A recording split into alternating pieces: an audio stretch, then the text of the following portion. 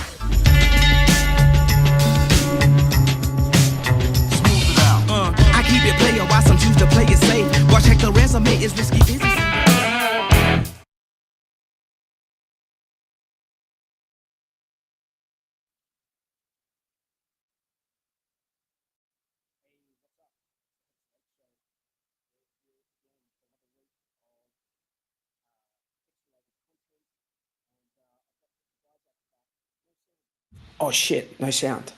That sucks. Welcome to the Hex Late Show. It's 43OG here. I apologize for that. So we've got another week of Hex content for you. I've got the guys out the back. We're going to get started on the craziness that's been going on. Hey. What's going on, guys? Hey, Bluey. Dexter, Hey, Bluey, hey. Engine. Hi, guys. Good morning. How are we all? Very good. Very, very good. I'm going to kick off straight away with the crazy, like, BitBoy, like, about to have a fucking stroke on stream. No shit. No shit. Did you see it? Yeah. Dude was his head was going to pop. That was awesome. Dude, I loved it. I thought it was great. You know what I was thinking? You know how, like, he's been going to, like, hitting the gym and, like, doing lots of weights? Do you reckon, like, maybe he's like on some testosterone? Like, you reckon he's on the roids? No, dude, because he was like, he was like really upset, very upset. I am science.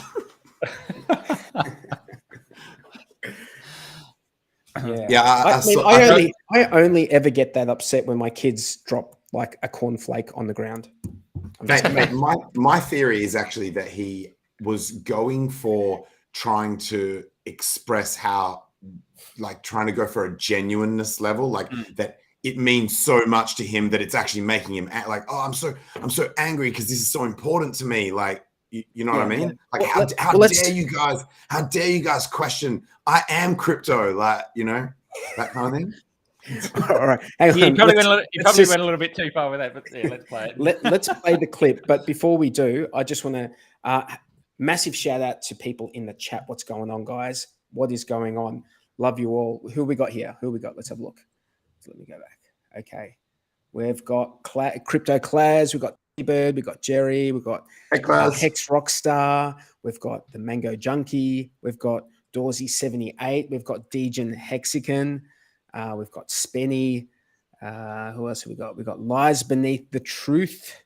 Benny G. Sandip. E-Type. Crispy. Dingo Wars. Lies Beneath the Truth is an old school viewer of my original channel on DLive. Yes. Or maybe just super early YouTube. I can't remember exactly, but yeah. I recognize the name. I do recognize the name. We got Red Squirrel. Who else we got? Par Excellence. Dozzler. Gelk Daddy. Kelt Hex. Hex Hades. Welcome to the Hex Late Show. Let's play that clip. one, Number one, so the elites can stay the elites. Number two, so they win. They win. And let me tell you something. First of all, I want you guys to understand, Sam Bankman-Fried is absolutely lying. I'm going to explain how we know that here in just a second. But I want this guy right here, Ryan Sean Adams. I don't know who the F you are because you're not important.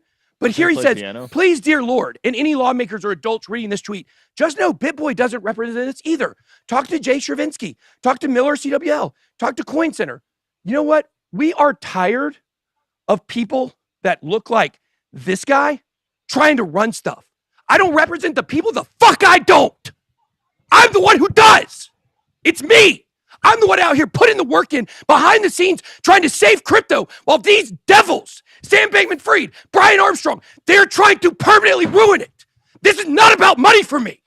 I hope you guys understand this. I am here fighting for you. This guy with these freaking glasses on, this douchebag, is out here trying to tell you that only the suits know what to do. Only the suits. Only the people who have all the money. They're the ones who can determine what happens. No, our bill is for the people. And you're going to find this out. We've got the funding for it, and it's coming out. But guess what? Things are complicated now. You want to know why? Because let me tell you what FTX did. Let me tell you what Sam Bankman-Fried did. Okay? This guy took our bill, stole language from it, actually stole language from our California state bill. Our California state bill stole language from it and put it in their bill. I'm on BitBoy's side on this one. I agree with whatever he's saying. That's conviction for you. What do you guys reckon, hey? Oh yeah, I mean, I agree.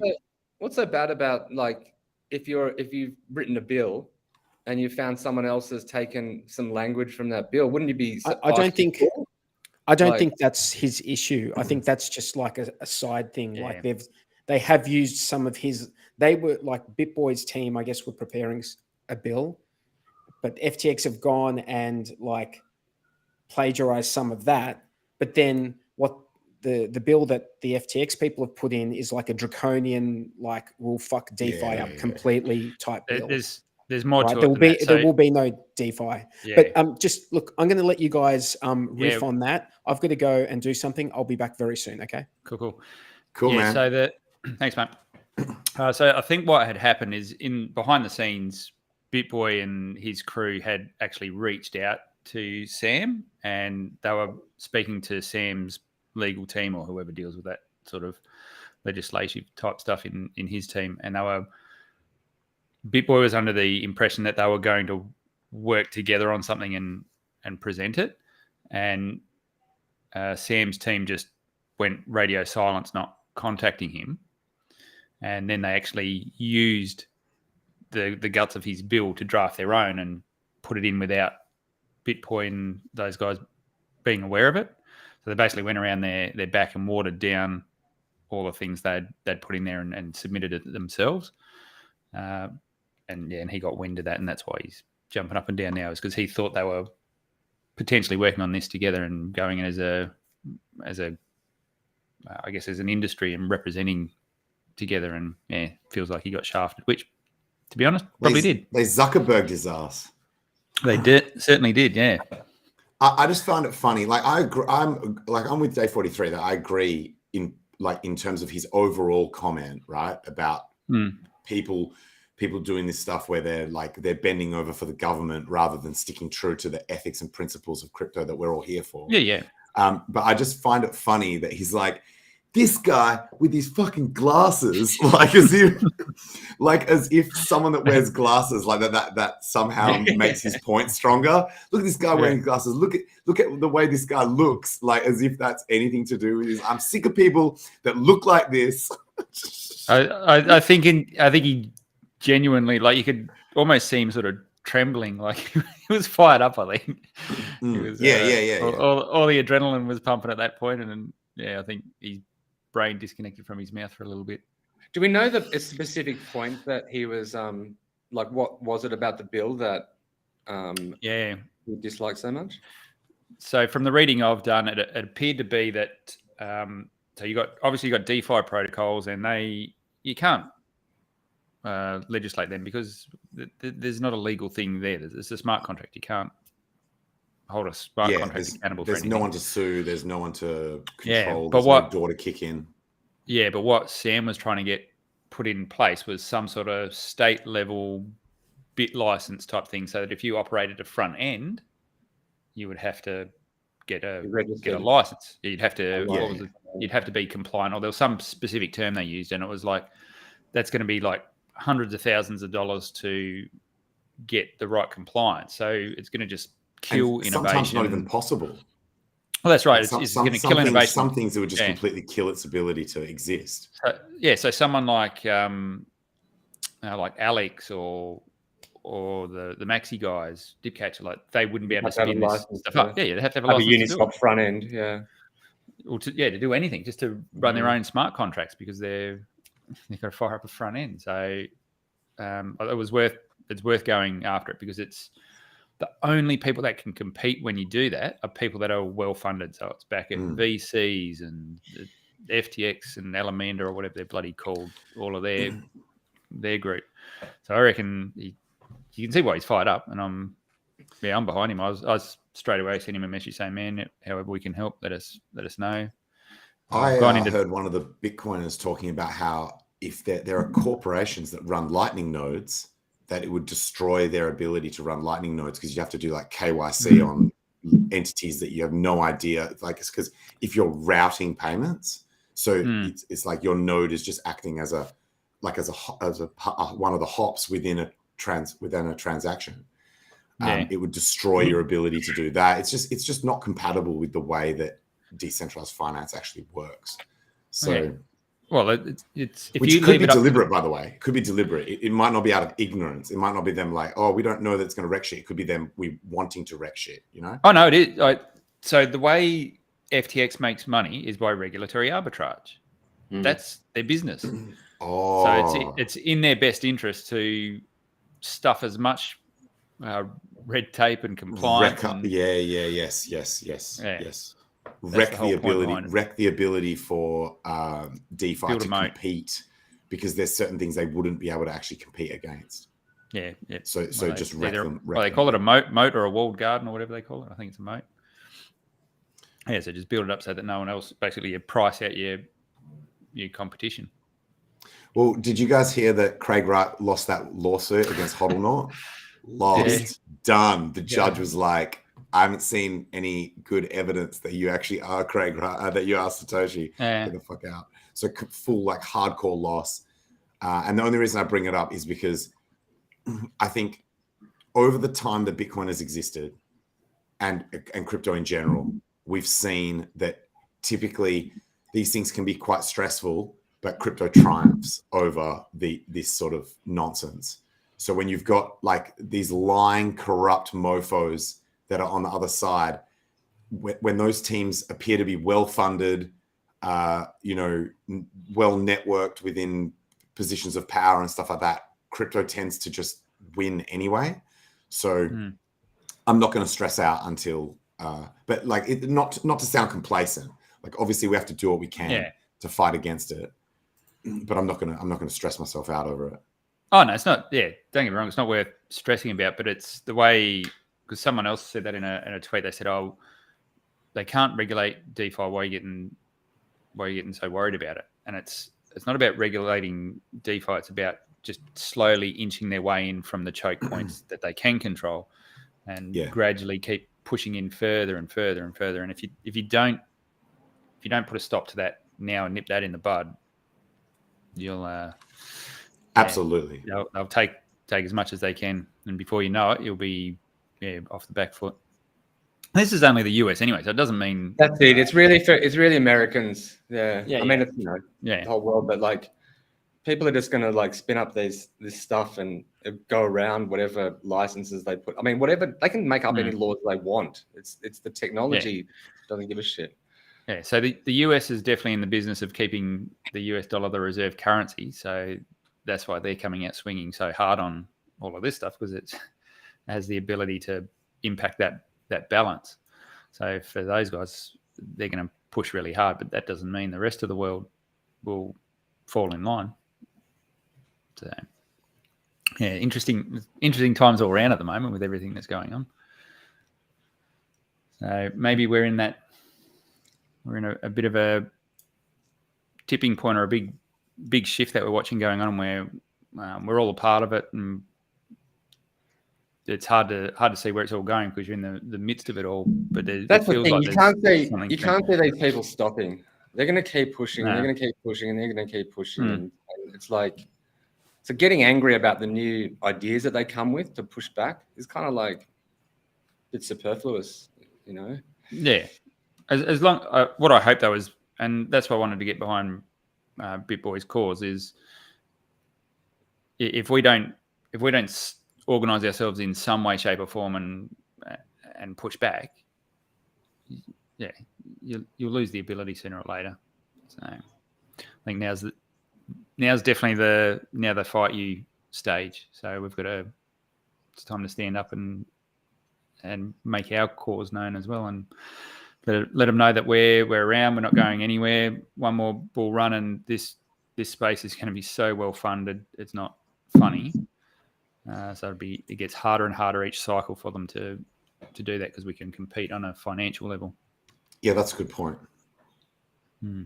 Can't get the toothpaste back in the tube. That's the one. Unfortunately, I actually never predicted that, because I agree with you. I was like, it gets to a point where it's too late to stop crypto, right? I never thought that we would have those attacks from within, though, that someone, so like people don't like Binance, but at least CZ never took like a regulatory attack against crypto. Yep. He always had a fuck you attitude towards, when they came under regulatory attack themselves, they incorporated in Malta or whatever. Yep. So they've always had they started Binance Smart Chain to try and do something that was like, what is it called? DeFi theater. Like, so look, we've got a smart chain as well, even though it's owned by us, it's like less able to be regulated because it is seen as a smart contract chain rather than a exchange. Whereas Sam, the fucking little prick, decided to go down the path of trying to dog us all. So it's confirmed, hey? It's confirmed. All those rumors that were on Twitter about him trying to dog the boys. Well, that was direct from a BitBoy's thread that I was reading, and so that's as close to the sources I think you can get. So he already has billions of dollars. He doesn't need to dog everyone. He already is a billionaire. He could have just but it doesn't. It's not about money at that point, though, is it? It's about clout. It's about clout and influence. And whether he in his mind thinks he's doing the right thing, he's just trying to not shape something possible. Not possible. But I'm not exposed. But if you've been that exposed to crypto, like you run one of the most well-known, most popular exchanges, you will have heard the mission statement of crypto. You can't possibly deny it once you have. You can't be like, no. No, I totally agree. Yeah. This would be better if it's like all. Yeah, but his pedigree is, I believe it was his father. He was either deeply entrenched, it was either politics or banking or something. So he comes from that traditional background. So he's taken it from very much from a TradFi perspective as opposed to a cyberpunk sort of. Yeah, I mean, he was the largest donator to the Democrat Party before the election. Yeah. Like, you guys know Jack Mollers, this Lightning Network Strike guy. Oh yeah. He wears the hoodie and shit. Yeah, he's a bit of a dude, isn't he? Stubby dude. Yeah. I love his style. However, the first story I'd ever heard about him was that his parents owned some shop and that he made that Lightning app so that his parents could like receive payments or something. But then, like in a later interview, I think he said his like dad and his uncle were like the owners of a fucking like the Mercantile Exchange or like some kind of I think I've old school stock exchange or something. And I'm like, which is it? But and then I was worried that from this point of view, it's like I like his style, but can I trust someone who's got like the heritage of being like massive in banking finance? But he definitely talks the talk. Like as in, and his approach with what he's doing seems to be like finding that balance where you keep the you keep the crypto aspect of everything, but you're just making it so that it plays with so plugs that it plugs into legacy without actually dogging the boys. Yeah. So but interesting times ahead. That's for sure. Speaking of exchange founders, I would say someone who's the exact opposite of Sam is Jesse Powell, who there's videos of him. Is that the Kraken dude? Or? That was Kraken's. Up until very recently was the Kraken CEO, and there's a video of him when he's on the news, and they're like, "You've been asked to block all the accounts of Russian citizens," and he's like, "I'm not doing it." That's like, for some people, that's the way they feed their fucking family. Go get fucked. He's like, I'm not. He's like, this is such an extreme response. It should be reserved for only, the most extreme of situations. I'm not stopping people's ability to pay their bills, feed their kids and shit, just because someone says like, hey, just cut off every Russian account. He's like, get fucked. And there's other videos of him just being like 100% true to like the ethics of our space. So he really impressed. Did he resign, or was that forced? I'm not sure. He's on the board. He just stepped down from being the CEO, I think, but he's on the board. So he just took it back. Yeah, but is that not what happened to Saylor as well? Like do they get resigned on? Yeah, maybe. I don't know. And it's just all the Saylor thing was definitely FUD. He's got controlling share. No one could have forced him. There was all that FUD going around saying that they got upset that he bought Bitcoin, and they're like, punishing him by demoting him and stuff. It's like he couldn't have been removed from that position without his own permission. Okay. He has controlling share of the company. He could have just said, you guys don't like what I did? Fuck you. I've got controlling share, voting power, voting rights. So it's like, he tried to explain it, but once those myths start propagating, it's like almost impossible to stop. Once a narrative gets drawn, the one that annoys me the most is Richard's waiting to time the market to launch Pulse Chain. That still haunts me, man. There are still people out there that think that shit is true. Yep. I just recently, I think it was, the chick with the crown. She's quite well known in the hex space. Nerd Girl. Nerd Girl thinks he's trying to time the market. We had an exchange on Twitter where she's like, well, look at the hex launch. That launched in the bear, and I'm like, that doesn't prove shit. Like that. So even if that was the bottom, that doesn't mean that he was timing it then, and it certainly doesn't mean he's trying to time it now. Like, it doesn't prove shit. Yeah. So it's frustrating to me that I don't want to rant about it again, but he said he's not doing it multiple times. He gave reasons as to why it would be stupid to do it. And so these people that still think he's trying to time the market are saying, A, he's lying to us, and B, I don't believe this logical argument, which has perfect logical flow as to why he's not timing the market. So it's like when someone states something multiple times and gives you the logical breakdown of why, to be out there saying that the opposite, it doesn't, like, what is going on? But even if he was timing the market, what would be the negative in him saying that? Like if he truly was, exactly. It makes no sense, man. It makes no sense. He'd say, I'm waiting until the bottom, and then we'll go. And everyone will go. It makes no sense for him to be timing the market, but for him to say that he isn't and give all these reasons why it wouldn't make sense to do it and stuff, and be like, it would be stupid to time the market because of all of these reasons. He gave like 2 or 3 reasons that all made sense as to why it would be dumb. And then overarching all that, he said it's close enough anyway. He said, even if I was timing the market, we're pretty much at the bottom. So it's like, if he was timing the market, it's now as well. So it's like, there's fucking 3 or 4 levels to this as to why it's definitely not. And people still think it is. I'm like, fuck, man. It sounds like a good story. Hey, just back on, this will sort of segue back from what we were talking about. Is it Adam's comment? About Freeway. So I don't know if you've been paying attention to that. So Freeway was, think of like a Celsius sort of scenario. I think I own some. Is that FWT? Yeah, I think that could be right. I owned some of that at some point. Freeway token. Yeah. What happened? Yeah. Basically rugged. Rugged. Fuck.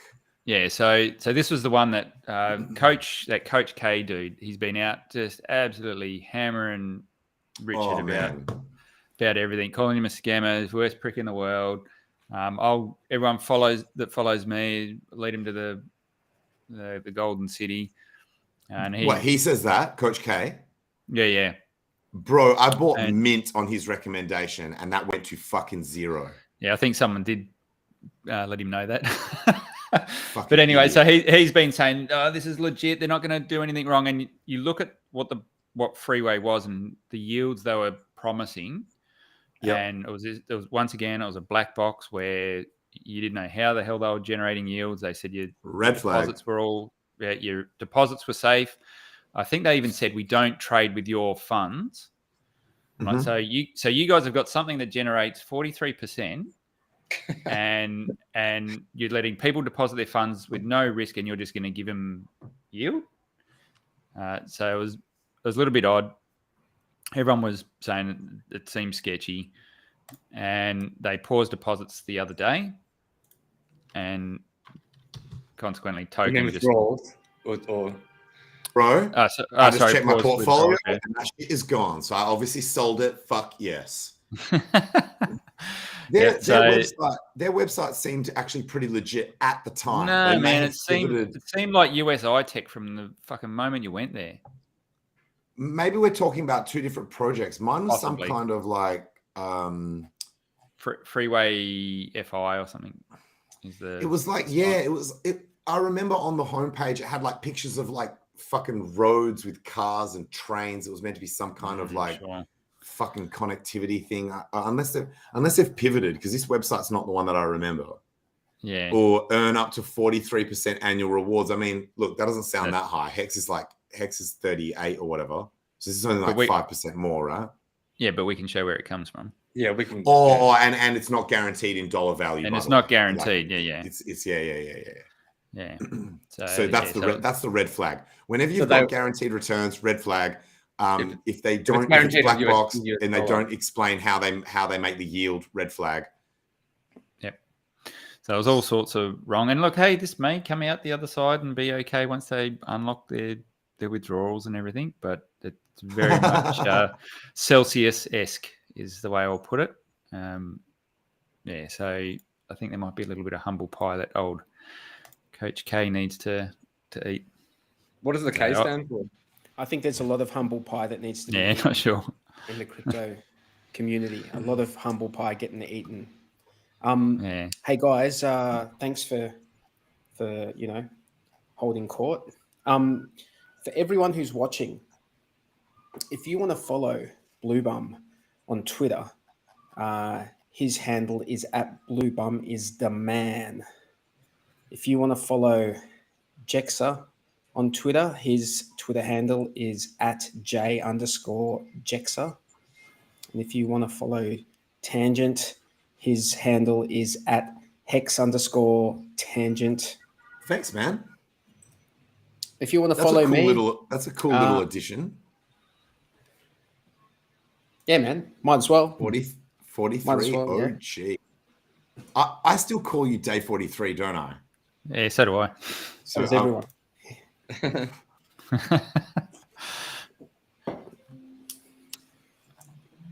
I wanted to separate myself from that slightly. Yeah, Twitter's definitely the main place where people follow me. Actually, ever since my YouTube channel got banned,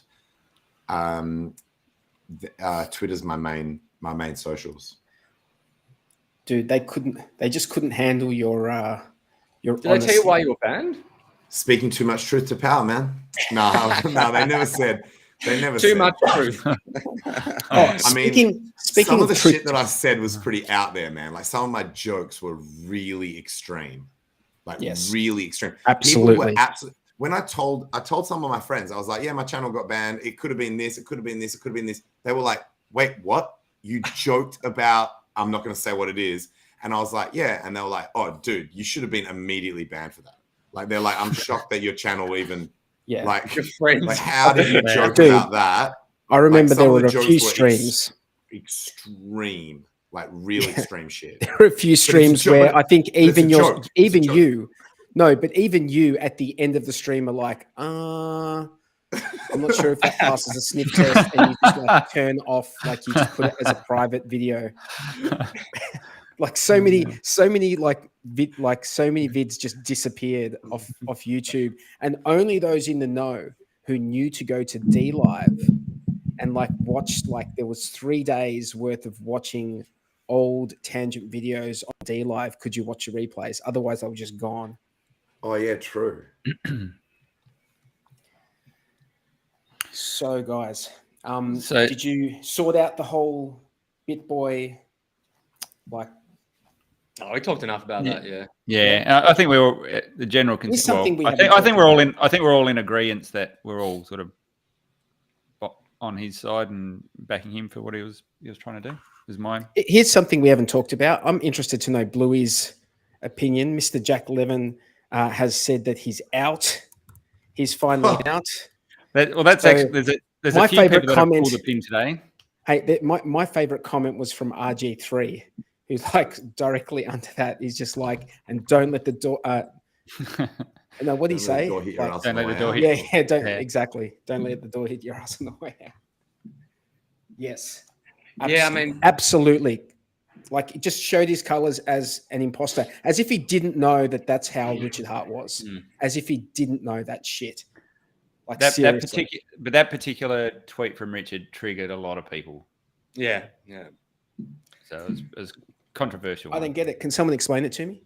Freedom of speech, baby. Yeah, can someone explain to me what was so like amazingly offensive about that? Oh no, I'm not saying it wasn't crude and vulgar. I think it was probably taken out of context where people seen that interaction. I mean, well, why is he just hammering this chick? And everyone went into white knight mode and defending her. Simps, man. Where she'd already been slinging shit. Now he obviously went hard with a bit of shock and awe. Got the response he was after. What did you say? It was like a barroom comment. It was a barroom comment. You know, that's the extent of it. But what she said was actually seemed quite like rude and mean. It's like a rude and mean thing to say to someone. Is it defamation if it's true though? No, it's not. If it's true. I'm just joking around.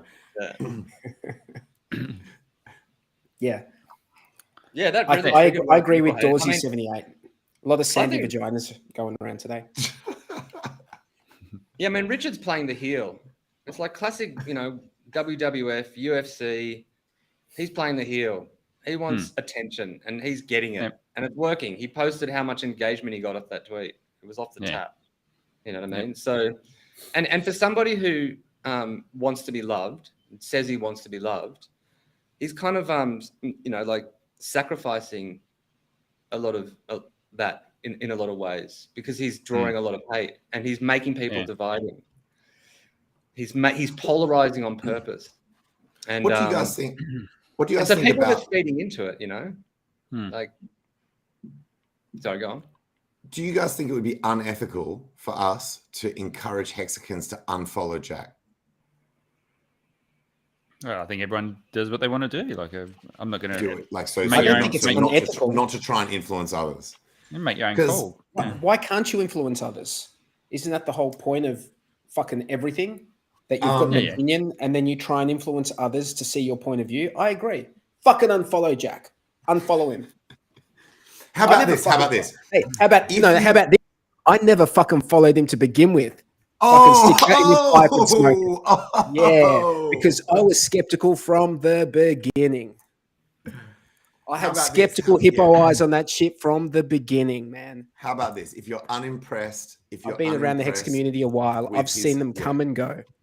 If you perceive that he was only coming here for engagement, because Hex obviously has the best engagement, then you should probably unfollow him, because effectively taking away the thing that he was coming to take, like, or coming to try and gain. So you're taking away the incentive, and that actually shows others, it like disincentivizes others in the future from coming to try and get engagement from our community, because they'll see, all right, it's going to be a temporary thing, because once they work out I'm a snake. I'm not saying he is, by the way.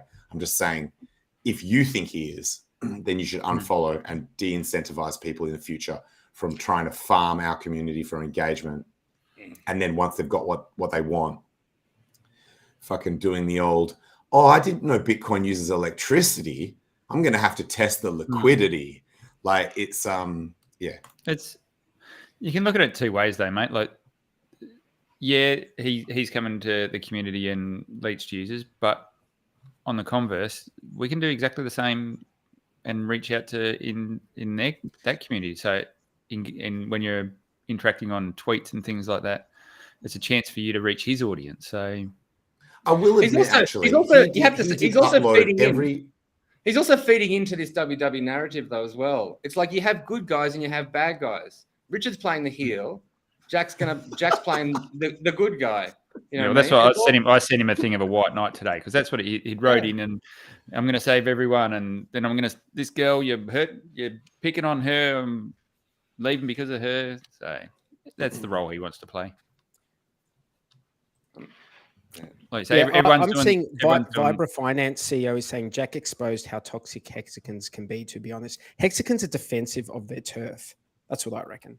We're defensive of our turf. Like, that's how I am.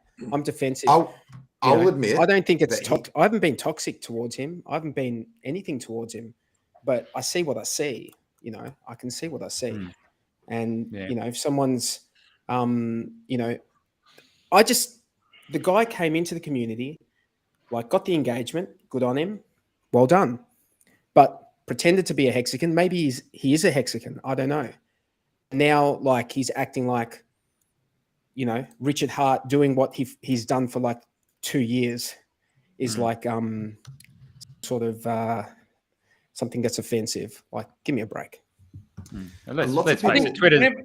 Whenever it's something to do with sexuality or somehow connected to sexuality, that's what really triggers people. That's what really, like, so it's because he compared her to his, you know, penis skin. That's the reason that everyone's so if he had said, some people have these undertones of sexism, and so then the people who feel morally enraged by that, they have to, you know. So if he said your body looks like it's made out of elbow skin, do you think it would have got the same? No, I wouldn't have got the same reaction. I don't think. It's only because he had penis in there, or PP or whatever, for sure. You got to laugh at the word PP. Like, it's not. He's just pushing people's buttons. Like yeah.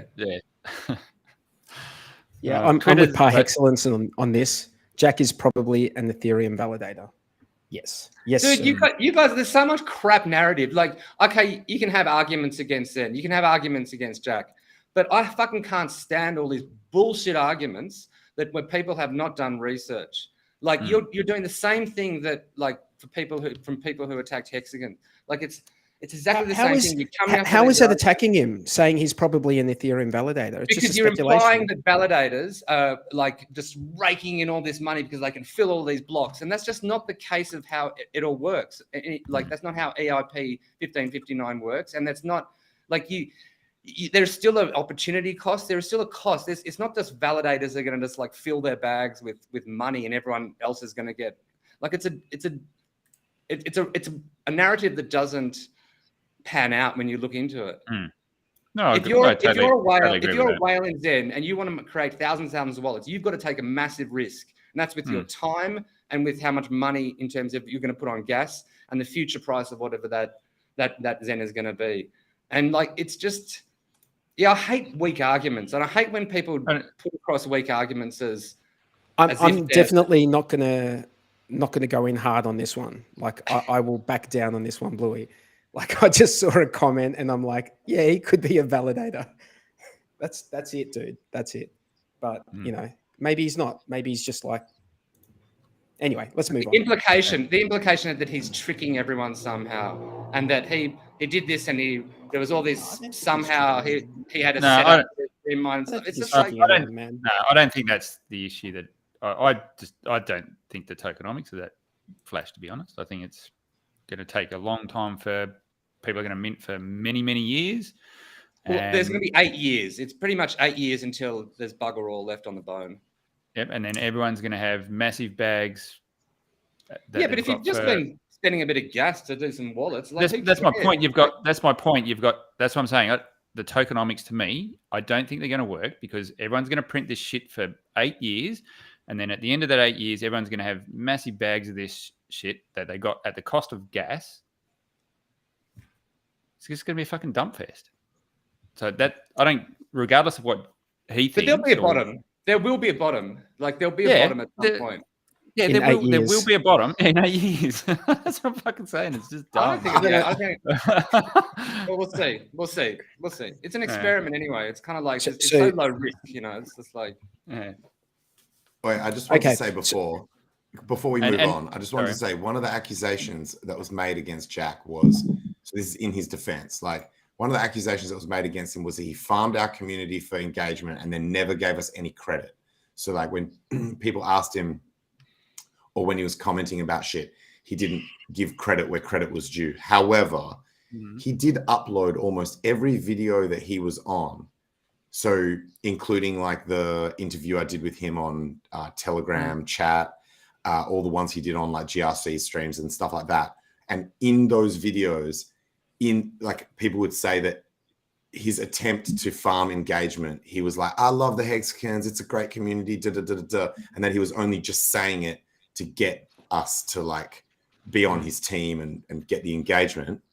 But he then uploaded those videos to his Linktree shit where it was like, it's got all these videos. So then any of his followers can see it. So he might not have given us credit at the specific spots where people wanted the credit when he was in interviews with other people. However, the times that he said it, even if he was like lying or doing it only for engagement, that ended up getting propagated anyway on his own platform. I've got to be honest, man. So, I don't actually fucking want Hex to get the credit for that. Honestly, like it is. Have you seen what it's done to the gas fees on all the chains? Like, it's really? Okay. It's calmed down now, but yeah, it was pretty bad for like almost a week. Still, yeah. Anyway, we're on the topic of validators, and I've got this video that's a bit more on the technical side, which I think just to help us all learn and understand things at a deeper level. Let's have a listen. And by the way, this is someone called, and I'm not sure how to pronounce his name. I think it's Stefan Gozolin, who I think is like a dev for Flashbots. What we ended up seeing around 2020 with DeFi Summer, and even previously to that with some of the early projects doing on-chain decentralized exchanges, is the advent of a new role that we like to call a searcher. And so a searcher, what they've been doing is they monitor the transaction pool, they monitor the chain, and they identify opportunities that are created by user transactions. So opportunities to do arbitrage, to do liquidations, rebalance pools between two different decentralized exchange, or perhaps a decentralized exchange and a centralized exchange. Other types of opportunities that these searchers have identified have been things like token listing snipings or liquidity pool listing snipings, etc. So all of this type of economic activity we like to describe as MEV because it's value that ultimately the miners are the best position to accumulate, but they're not necessarily specialized enough to be able to capture that value. And so there's this new role of searchers that sort of emerged over the course of the last 2 years that could capture those opportunities. What Flashbots did is it created sort of an efficient system for these searchers to be able to express their preferences. And we introduced this concept of a transaction bundle, so an array of transactions that allow for expressing some more granular intents on how these transactions are to be included on chain. And for the better part of the last 2 years, these bundles were communicated to miners and included on chain. Now, the big change with the merge is the introduction of yet another role in the supply chain, which is the role of the block builder. So this really is the separation of a role that the miners have had put together in the past. On Ethereum, builders and validators together we're sort of playing the role of the miner, of aggregating the transactions, aggregating the bundles, producing a block, and then proposing it to the network. Now with proof of stake, what we have is a new system called proposer-builder separation. So again, validator being the proposer, builder being the builder. The builder is a specialized entity that's taking these transactions, taking these bundles, producing a block, and then is able to propose these blocks to the wide range of validators that are in the network. The reason why this is important is to be able to maintain validator decentralization. So as we know, Ethereum has 430,000 individual validators. Some of these are large node operators, some of these are solo stakers at home. But regardless, not all of them have the infrastructure, the capabilities, the machines to be able to do the high level of specialized work that's required to construct a block. And so to avoid an advantage to those who do, what we sort of have done is insert this the separation between the two that allows for any validator to connect to even the best block builders.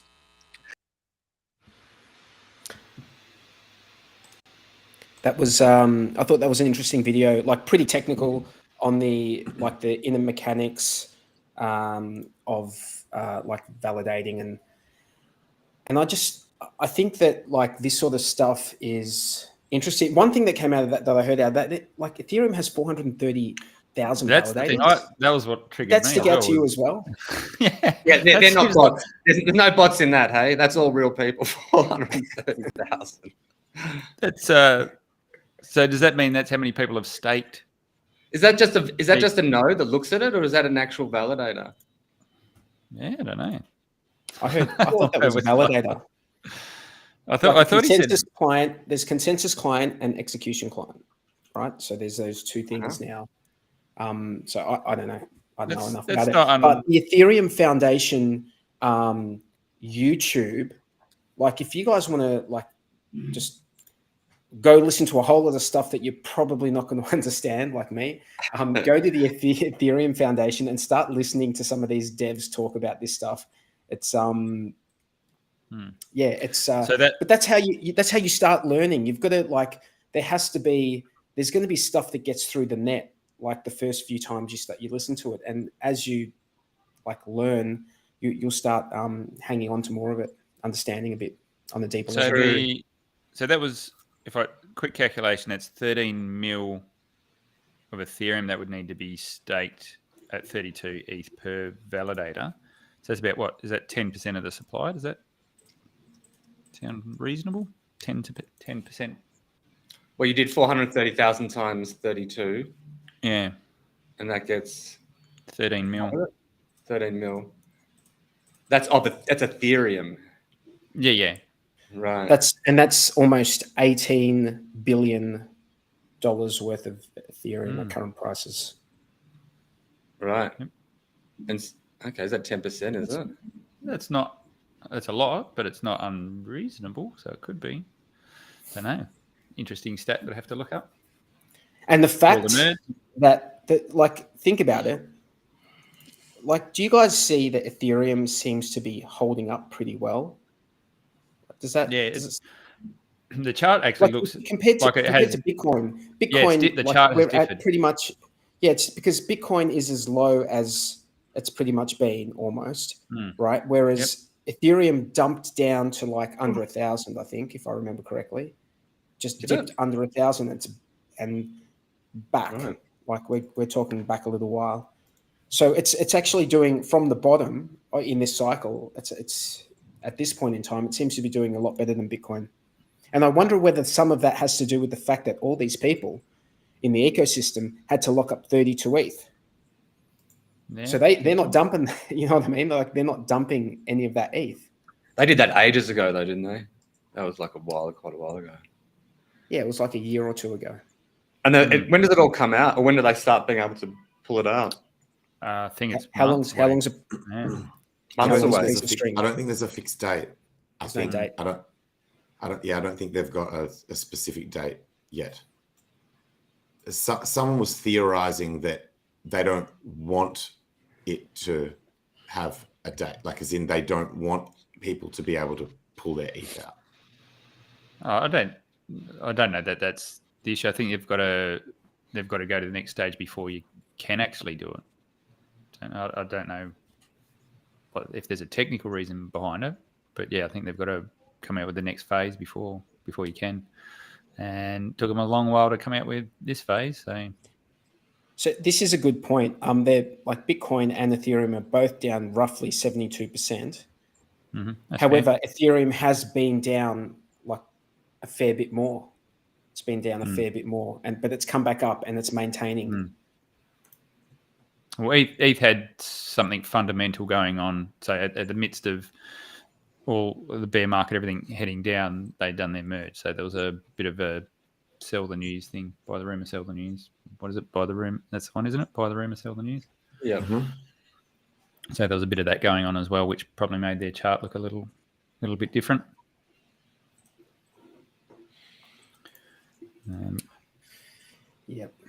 Did we onto something a little bit lighter? Did we see the NASCAR promotion?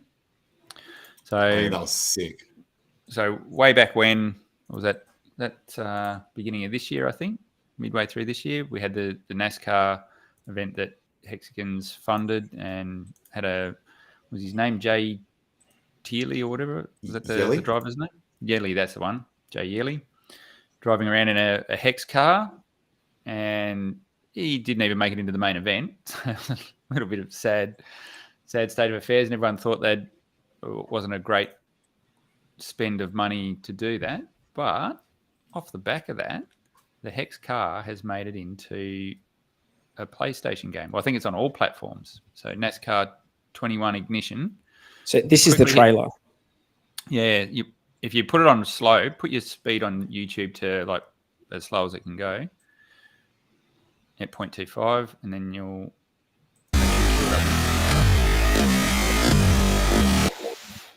Dude, that was quick even on slow. Yeah. They were ripping around there. So what you can see there is the Hex car. Yep. So that's made it into the actual game. So you can actually configure that car and play with that car during gameplay.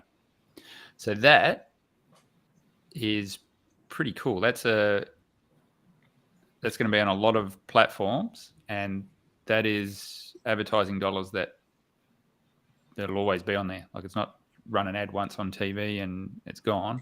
So did some Hexagons?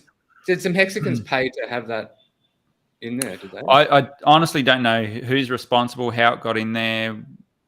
It was probably a part of the.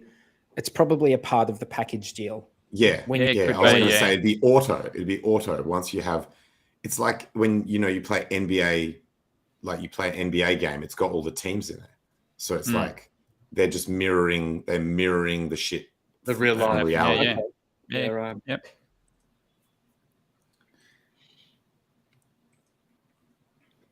Yes, that's okay. And it's a pretty popular game, huh? Yeah, I'm not a gamer, man. I couldn't tell you. Yeah. You'd have to look it up. Like, you'd have to look up the stats. But racing games are usually pretty popular. Really? God, that was one of the first games I got bored of as a kid. Yeah, but that's games. I mean, they're the ones. Are you into cars though? I'm massively into cars. So. Oh no, I wasn't at all. Yeah, so Gran Turismo on the PlayStation. I used to play the fuck out of it. Hell yes. Or Forza on the Xbox. They're sick. Yeah, but when they started getting photorealistic graphics, it was madness, man. When you go to arcades, they have all the Daytona games there as well. So I don't know whether that will end up making its way there or not. Who knows? That'd be pretty cool if it does. But yeah, that's so getting a little bit more bang for the buck. Where was it slow motion? See what it is. Yeah. So yeah, I think that was in the end that turned out to be not a bad little advertising event. Thank you very much for the super chat. We appreciate it. Excuse me. Alan gives us a super chat nearly every week. Yeah, he does. Good fella. Rather than put it into Hex, he gives us a super chat. So and YouTube. Definitely appreciate that. Us and YouTube. Not even us. Just on the on super chats, I don't know if anyone's seen the little graphic that went around Twitter the other day. I think Huddle Dog pushed it around. Yes. Yeah. So if you go and visit someone $100 for an hour. Yeah, if you go and visit someone's live stream, like a Mitch, what's his name? Mitch TA or whatever his name is, someone like that, and you're trying to get a bit of bang for your buck and get a message up on screen about Hex. A lot of people have been chugging $500 at it, which is great. That gets a bit of attention, but that stays up for 5 hours. Yeah. The stream doesn't usually run for 5 hours, so there's no need to go chucking that amount of money at it. You can chuck $100 at it and you'll get the same. I would suggest that that's probably not the best, most efficient way to use advertising dollars if you did want to advertise Hex anyway. Like maybe here and there it can work. Yeah. Like you're giving a third of that to YouTube, first of all. And then, yeah. It has worked though. Like that, I know. Sometimes, in the right place at the right time, it can work. Yeah. But if you're on a big stream, if it's on a big stream, then if you drop a few dollars on it, you'll get and that maybe that's. But you know what? When we're in enemy territory, spend money we don't actually care what the split is on who gets the money because it's enemy territory. You're just trying to bomb their stream with like. Yeah, I so think we don't give a shit that the money doesn't go to the person because we don't care about them anyway. We're just trying to bomb their users. You know what I mean? So and that's kind of people as well. I'm just saying. So really, all you care about is like dollars spent for exposure. You don't care about the split. Well, Benny G says I first found out about Hex from a Mitch Ray TA stream. So Mitch Ray, that's boom. Mitch Ray. Yeah. We actually don't have any data on this, Bluey. We don't know, but I think. I would imagine that I've always heard that direct marketing is the like giving for Hex postcards, like getting them those direct mail outs and stuff like that is probably a much more effective way. Well, but what about demographic, right? People watching a crypto stream like when you mail to someone's house, there might not be anyone in that house that even knows what crypto is. So they look at the postcard and they're like, "What the fuck is this?" Whereas, I would argue that this is direct. That's a better person to go. Yeah, this is direct. Yeah, this is definitely targeted. Fuck yeah. Okay. Well, try everything. I'm not gonna. I don't know. I can't say either way. But I would have thought. I mean, I've never liked the super chats because YouTube gets so much of it. Yeah. Hey man, we obviously don't know what does and doesn't work because clearly calling a lady's arm like looking like creepy skin works. Yeah. So what the fuck do we know, man? What did he get? 38. Did he get 38K? He got 38K profile visits from that. I think it was profile from visits. A tweet. 38,000 profile visits just from insulting some chick on Twitter. Can we please look at some Hex TA, please? Are we able to do any Hex TA? Because we've had a little bit of we hit the 4 cents. We hadn't seen 4 cents in a little while. We went over 4 cents. I wouldn't mind looking at a chart and had a little just visit explain to me what happened. Yeah, I think we had a little visit from the God Whale, didn't we? Oh, the God Whale. Oh, the God Whale gets men and women's panties moist everywhere in the Hex community.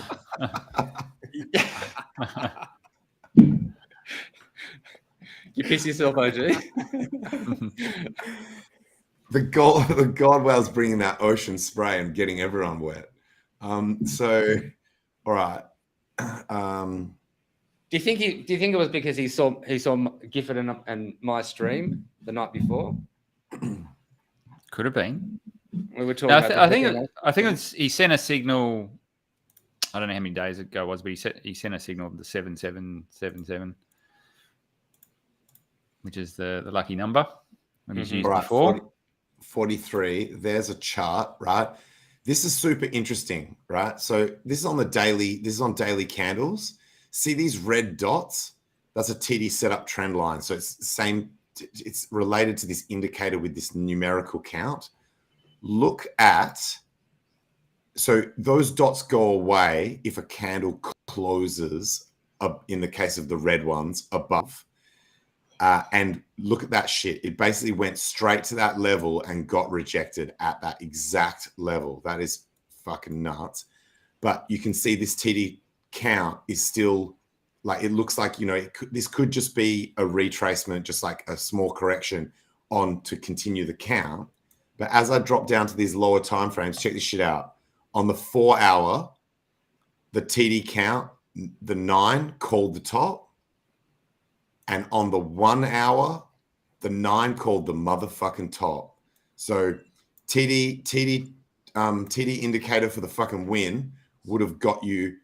Oh, and look at all these like combo and sequential and aggressive 13s all through here, indicating that, you know, it was getting overextended in terms of like running out of momentum. So, but yeah, like 43 said, if we go to like, say on this hour chart, this was like 4.1 cents. So we went all the way up to 4.1% before coming back. Which and was I was like actually hoping a 20% pump in like a couple of days or something. 25% bump or something like that. Yeah, no, it did like I think it did like 30%. Oh, really? I was actually hoping that this was going to be so like, look, I'll just show, like here, this was kind of like a bit of a flag, and then it went up, made another flag, went up, and I was hoping that this was going to be another flag and that we were going to go up, but obviously it broke down. But yeah, dude, tell us more about the titty indicator. You know the rule. The rule is that flags fly at half mast.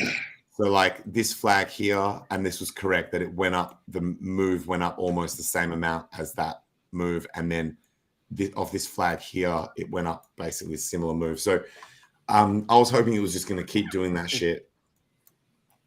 But look, even with this correction, we're still massively higher than we were down here. This move. So the full move, if we say from an average of about this price up here, it went up like almost 30%, but now it's like 18%, 20%. That's still really good. Like, look, over what period of time is that? Legacy bros would cream their pants for fucking 20% in a year, let alone 20% in 2 days. And you know, Johnny Chaos correctly pointed out that if you've got 1 million hex, every cent is 10 grand USD. So going from 3.3 to 4.3 or whatever, you know, from low 3s to low 4s or whatever, for every mil hex, it's a 10G gain. Hey, what do you think of this super chat from T-Bird Tangent?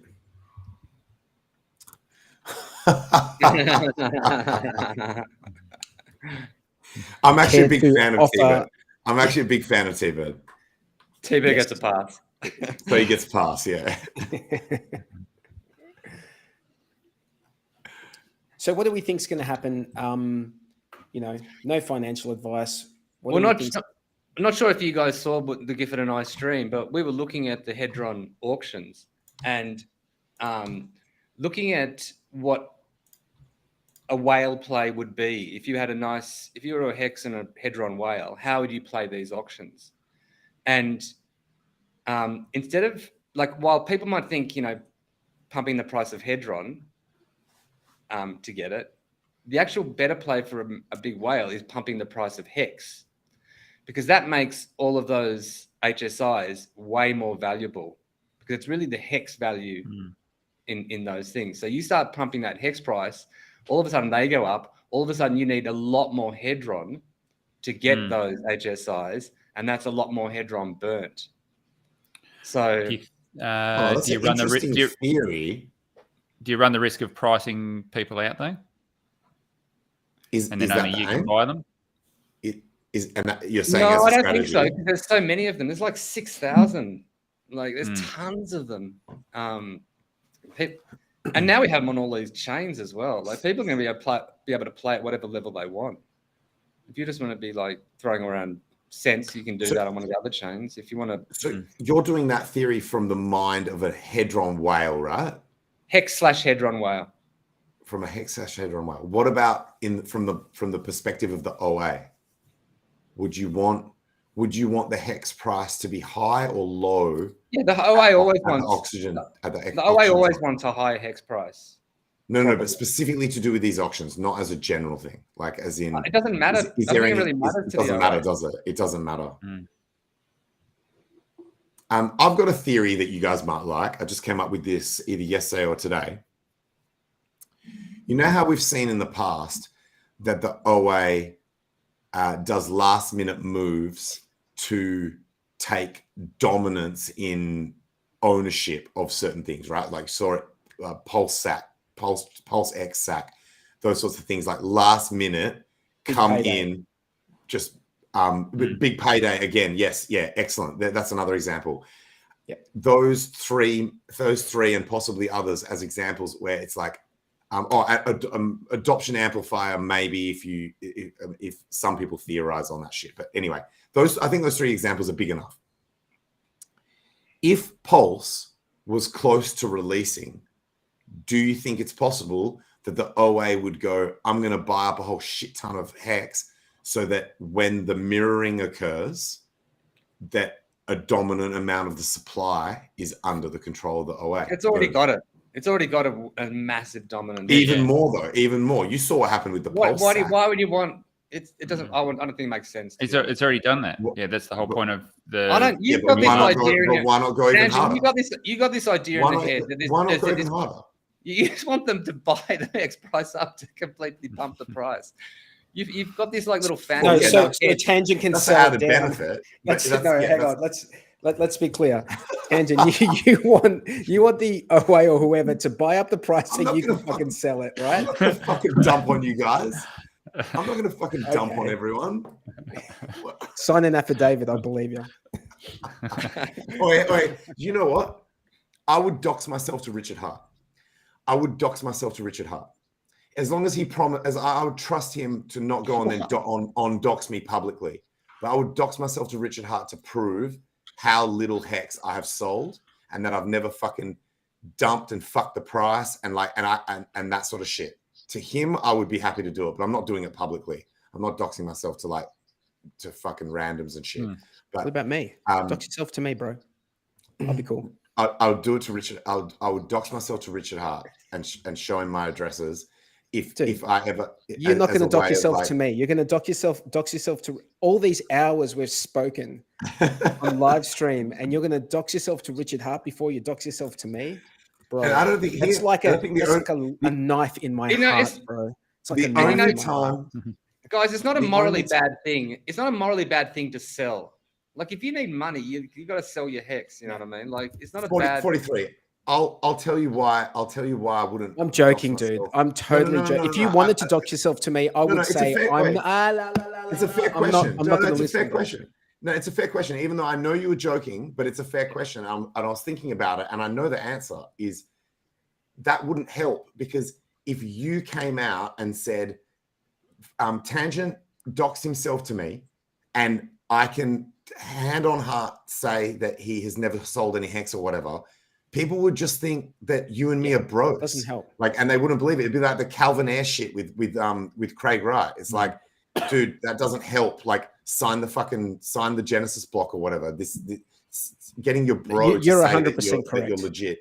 So you're 100% correct. But Richard Hart would have no reason to lie on my behalf, because the only time that he and I have ever interacted was in an adversarial debate, or like somewhat of an adversarial debate. So and also because it's his project, right? Like yeah. So yeah. I think we can take you on your word, Tangent. You don't have to dox everything. Cool. Yeah, we believe you. I believe you, bro. Thanks. All right, guys. We're going to ask that question after next bull market. Yeah, I've got to jump off for now, but I'll yeah. Cool. All right, good to see you, Jackson. Next week. Yeah. Thanks, Jackson. Take it easy, mate. Bye-bye. Hey, I've got something to show if you're interested. I'm not sure if you saw that I put in the chat something on Etherscan that's come up. So if you look at this little property section, that's never been there before. This is an HSI stake. This is just one that I grabbed. I went to the Alcosa contract and just grabbed a random. So it's not mine or anyone's that we know probably. But yeah, it's got all these like properties in now. And so I think someone in the background is doing subgraph work. And that is actually coming up on Etherscan. And what does that mean? Can you just explain what that means? Because I understand the concept of an NFT HSI, like a tokenized HSI, and I understand this is on. Is this on Hex Market or on? No, this is Etherscan.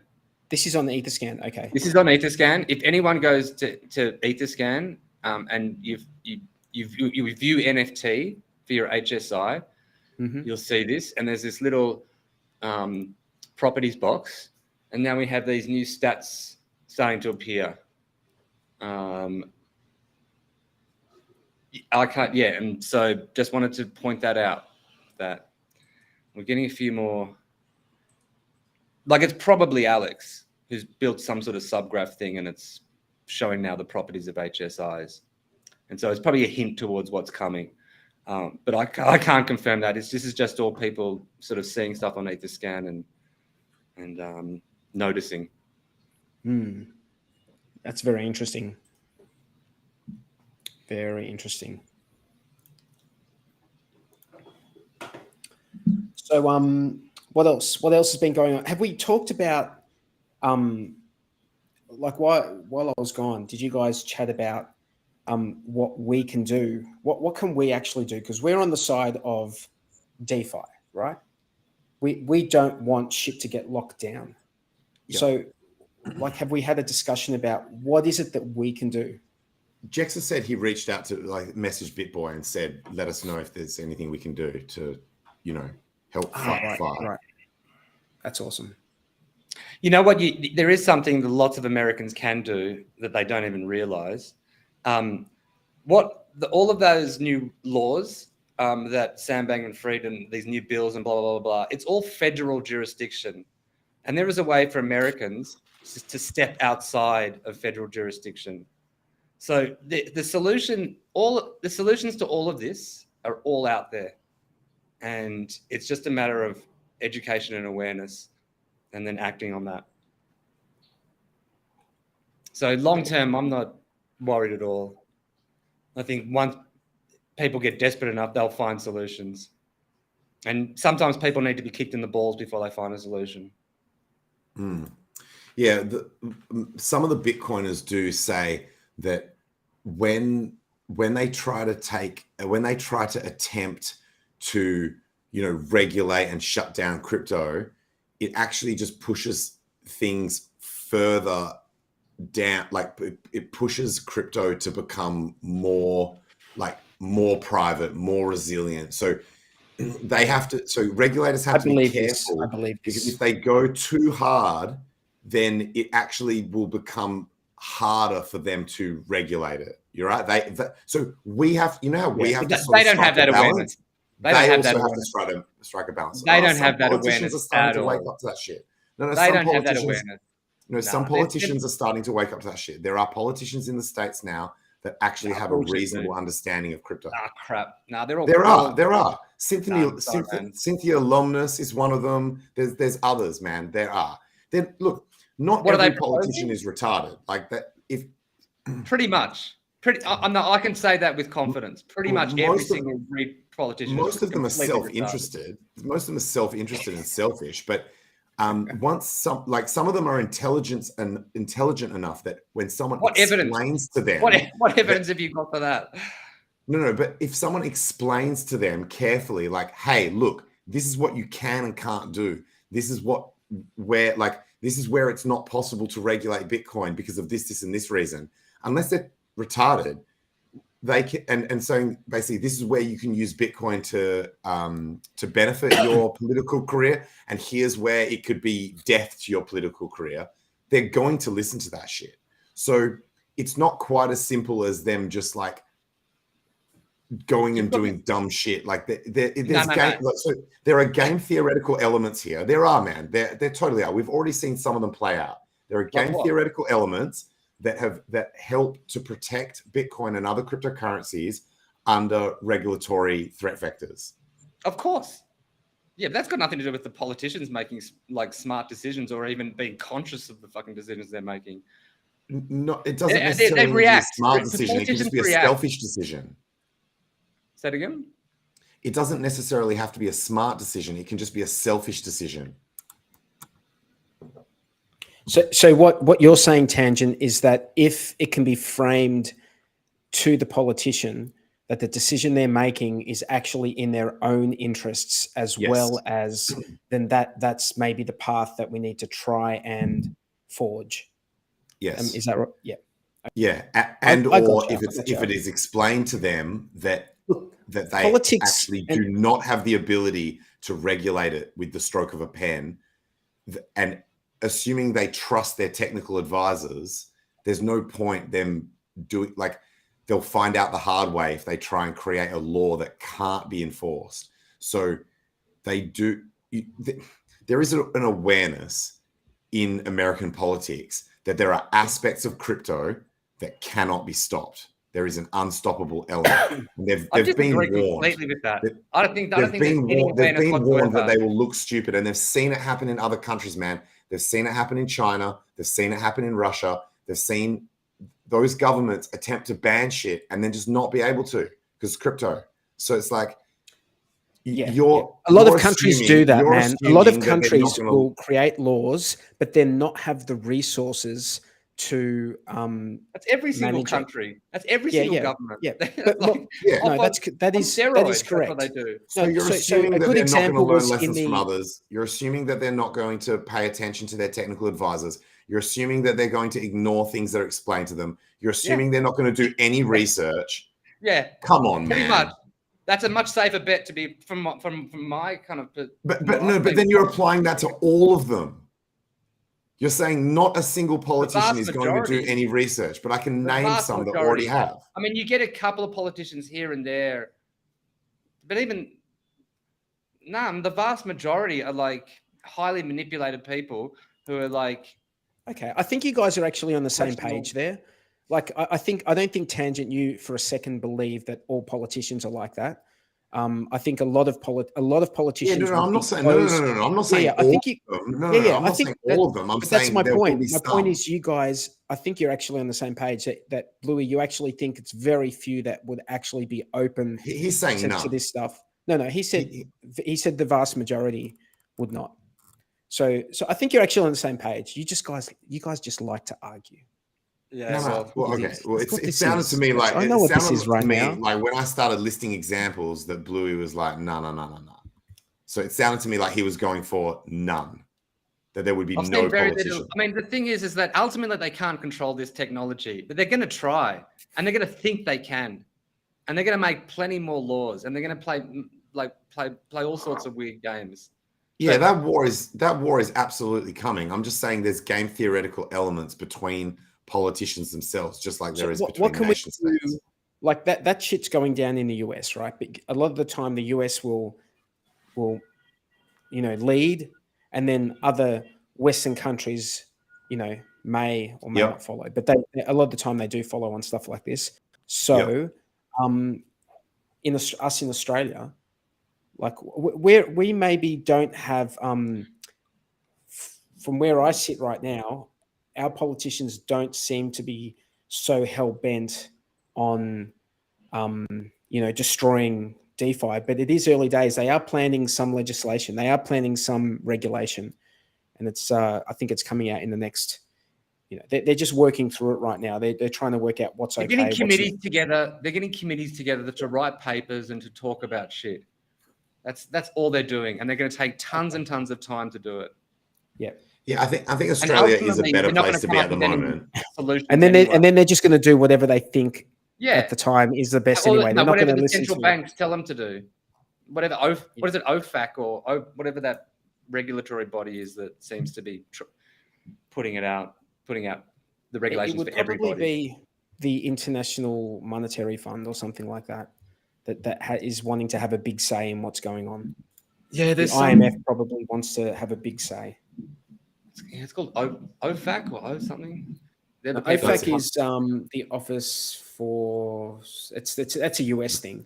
OFAC is a US. Yeah. Well, there's one it's a US thing looking outward into the world, but it's US based. So the jurisdiction is US, but it's them like regulating shit to do with outside of the US as well. So financial transactions. Yeah, the one I'm thinking about, I can't remember the title of it, but it's like the central banks have formed some sort of committee to make up all of that kind of stuff. The Bank of International Settlements, and they basically like tell all the other central banks what to do, and they pretty much follow. So, okay, so how about this, right? So what we've been taught, by our mentor, right? When I say mentor, I'm talking about Richard Hart. He's sort of our crypto mentor. Would you agree? I agree. I don't. So, Thought no, he's not your crypto mentor? Thought leader. I don't. No, I mean, I don't like that mentor. I've probably learned. I mean, I've learned a ton about crypto from Richard, no doubt. Yeah. I don't think I've learned more about crypto from other people. Like mentor is a very big word. I don't know. I've learned tons from you. Or do you think mentor is like more personal? Like okay, maybe the word doesn't sit well with you, Bluey. Semantics, okay, like different word, like source of knowledge. Someone we greatly respect. You're saying. What about thought leader? No, not even respect. It's just like knowledge. Just talking about like fact, data. Yeah. And damn it, I lost my point. Giver of lessons. Sorry. Guide. Crypto guide. Damn these tangents. I'll see if it comes back to me. Yeah, it'll come back. But let's move on. But you're basically saying he's been a great source of, look, I find myself quoting him all the time when I'm talking to no coiner friends of mine who ask me shit about crypto. And I always give credit. I never pretend like it's my original thought. I always, if I'm saying, and it's same with anything I talk about in any field, if I remember where I heard it or where I read it, I always give credit to the original source. And I find myself quoting Richard Hart a lot to things to do with, what was a recent one? I used to love those streams, hey, when we used to like really learn stuff, hey? Like, I think I was just explaining. Okay, I remember what I was going to say, so I'm going to jump in before I lose it again. Yeah, do it, man, do it. Fucking brain like a sieve, motherfucker, I am. Go. So, one of the things that we like that he said is that like cryptos ultimately, it's like about social consensus, right? Ultimately, it's about social consensus. So you can have like good tech behind it, but the people decide where they go. So imagine that this shit gets out of hand and the censorship becomes, gets to a point where some of us just can't bear to even play in those playgrounds anymore. If like Pulse Chain, is it possible that Pulse Chain could be an answer to that? And I'm not like trying to like string together some sort of bullshit narrative here. I'm like serious. Could it be that, forking the Ethereum network and having, the Richard Hart version of it, could that be an answer to some of this shit? Like, could that I think so. help solve the problem? Because someone actually asked in a chat group that I run on Telegram saying, hey, if you're so concerned about this censorship that's happening on Ethereum, what makes you think it's not just going to happen on Pulse Chain since it's the same consensus algorithm? And I said, the difference is that the majority of people in Pulse Chain have the correct ethics. So effectively exactly what you're saying, that if everyone that's running validators and the majority of the community that's on that particular project has the ethics of freedom and human rights and financial privacy, etc., it is much more likely to be resilient to that shit. And so it's not necessarily the tech. I have very specific thoughts on this. I think when Pulse Chain launches, our number one job is to get as many people as possible who are able to be validators. I think like if you're a Hexagon or a Pulsican, you should try and run a validator. It's good. It's a good thing. Particularly if you're in a country that has got good laws, like privacy laws and shit, and is not associated with the United States. So, but hang on, we still don't know. He said he's going to fork Ethereum 2.0, but we still don't know if it's going to be delegated proof of stake or if he's going to go. We don't know completely over to that Ethereum model. We don't know, but someone I think based off his most recent stream, it sounded like DPoS was binned. Because remember, I was getting upset about it. Yeah. Like, as in, I was getting not upset, but I was like Devo about the I can't imagine most it people think being. it's gone. I can't imagine, like, that seems like a pretty major change to like ETH 2.0 to go to delegated proof. That seems like a pretty massive code change. And what I got out of that Ivan on Tech interview was that they're going to want to do as minimal changes as possible. Like, maybe, all up 20% increase the throughput, like really just limited, because, and what he said, what I recall him saying was that the blocks will not be full anyway. There's going to be a lot less activity on Pulse Chain in the beginning, at least. So it's not going to be an issue, and gas prices are going to be very low in comparison anyway. So it's sort of like putting whatever problem Ethereum has, like Pulse Chain wouldn't have that problem. It's put that problem way further down the path, just because there's going to be, I guess, more of everything. I guess it's going to be faster, and it's going to be, I guess, have bigger blocks. How's it going to be faster if it has the exact same model as Ethereum 2.0? Just probably less activity on the network. One of the reasons why so many blocks on I actually don't know. Ethereum I can't answer that fully. I don't know. Are being censored is because many of those blocks use this one service to for some shit. I can't remember the exact details, but so if that similar thing was happening on Pulse Chain, Richard would just tweet out like, "Yo, stop being idiots! Like, don't rely on this particular service," or that service would be run by someone trusted within the community or whatever. Like, as in, it's just so much less likely that you would have these what's the word? Is it innate? Like, as in these problems that are just like that have sort of like wormed their way into the structure of how the network is functioning. We wouldn't have even gone down that path. Like, do you know what I mean? We wouldn't have allowed something to go down that path of centralization and that kind of thing. I mean, look, if they start censoring anything and it becomes an actual problem, like there's tons of chains, people popping. There's chains all over the place. People will just go use the one where they're not censored on. Yeah. That's a threat. That's a threat that Ethereum. So did you guys hear that Vitalik freaking backflipped on his shit? So no, he had originally said if validators censor transactions, they should be slashed. And he backflipped very recently to, it should be allowed. It should be allowed, and it should be acceptable if validators should not be slashed if they censor transactions. Now, his reasoning was it was a bit deeper than just like blanket. So his reasoning was, say you've got an example like Coinbase, where many individual users have got their Ethereum there, and they run a validator. If you slash Coinbase's validator, you're slashing users who would be like pissed off that they're getting slashed when it's not. And I say fuck them. Yeah, I say fuck them. Like, as in, that would. If I was him, I'd be like, that's great. That would incentivize people to get their shit off exchange. Yeah. So, also, there can be no reason.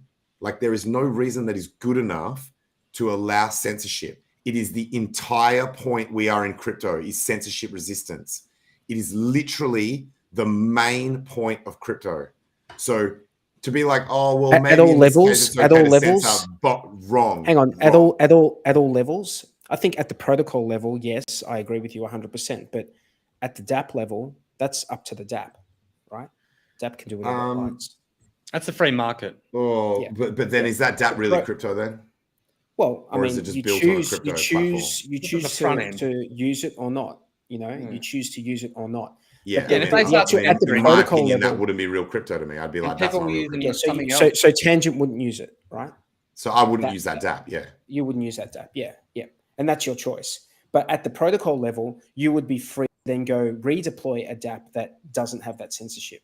Like you yourself would be able to go do that. So I think ultimately that's the goal. Whether or not Ethereum is going to achieve that, we don't know. I have a feeling that if Ethereum is not able to achieve that, Pulse Chain is going to achieve that.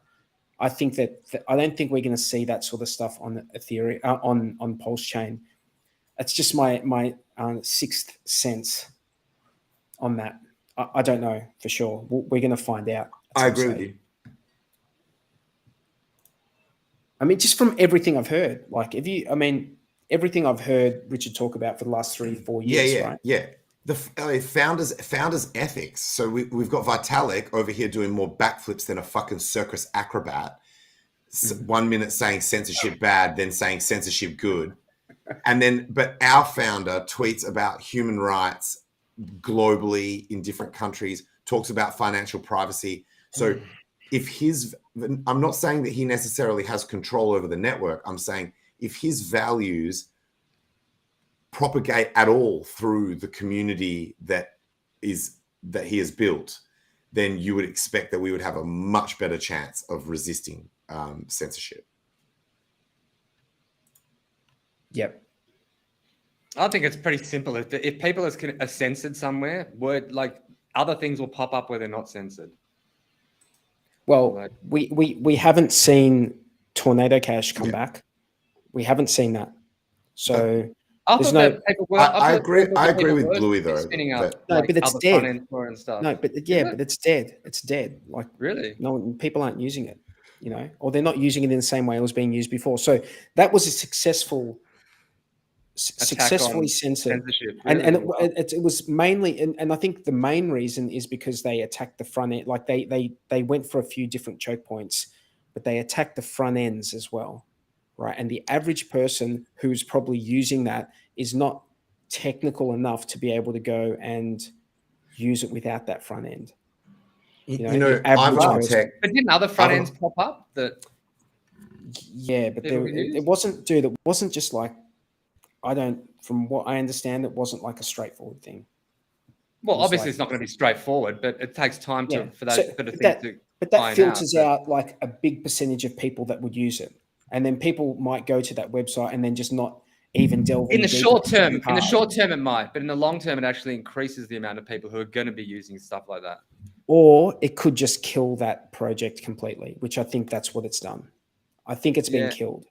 Really? Like I would love to be wrong on this, but I think that they succeeded. Like they succeeded with they wrecked the anonymity pool. Like they wrecked the anonymity set. So so that makes it very well because so many people had to bail from it or bail and leave their shit. It just means that there's going to be other technologies and people are going to innovate in other ways to.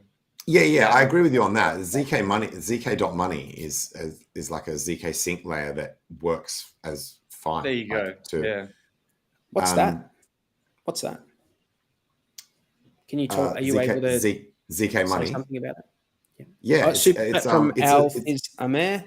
It'd be like a ZK roll up. Monero properly. It's like a ZK roll up. I'm actually with the Bitcoiners on Monero. I don't think their anonymity sets are high enough.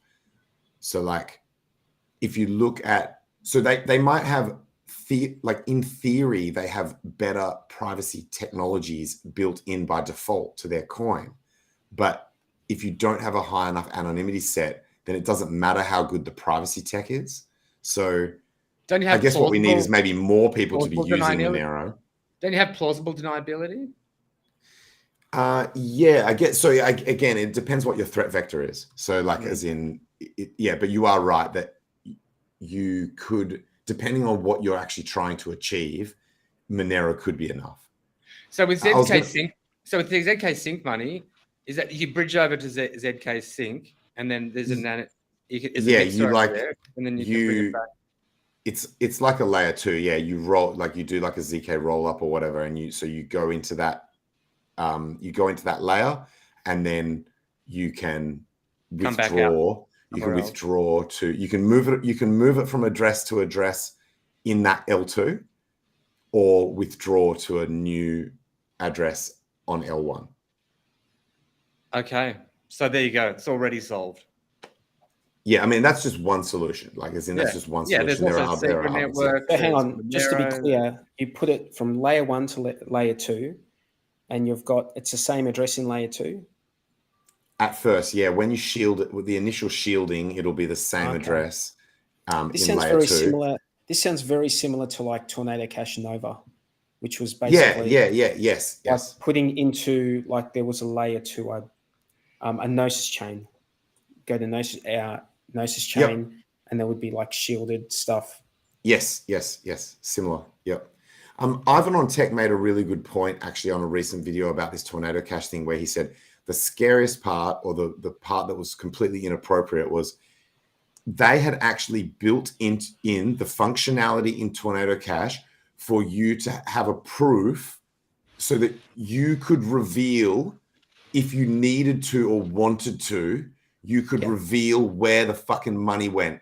So in terms of your reporting for taxation, your ability to show that you weren't funding terrorism or any shit like that, like all of that sort of crap was able to be done. So they had done the right thing. They had created a way that you have privacy when you want it or need it from the people you want privacy from, but you can disclose the information. So that's how society should work. You have financial privacy until you want to disclose or legally need to disclose that. And they still went after it and still fucked up and still jailed the dev. That's crazy. If it hadn't had that feature where it was just like, it's all private, and as soon as you use it, it's just like boom, like fucking done, game over. You can't prove shit. It's like black box.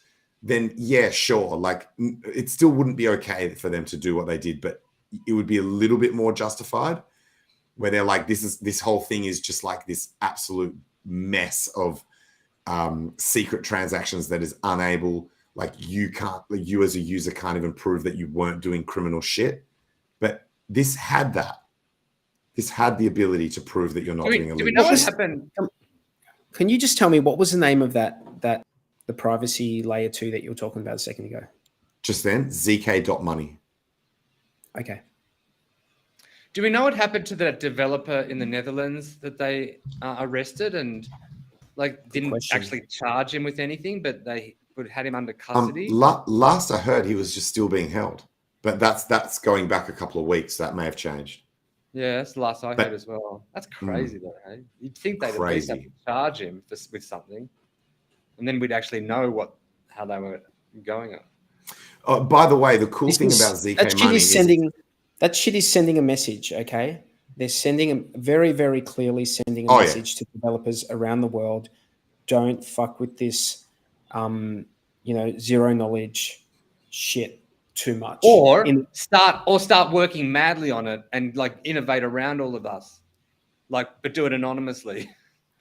No, I'm just telling you what the message they're trying to send. Yeah, right. But that's what I'm saying. That their message, they might think their message. This is why politicians are idiots and dumb cunts. They might think that that's their message, but the message that people like those developers are going to hear is stay under the radar and start working on the tech to make this possible, to get around these people.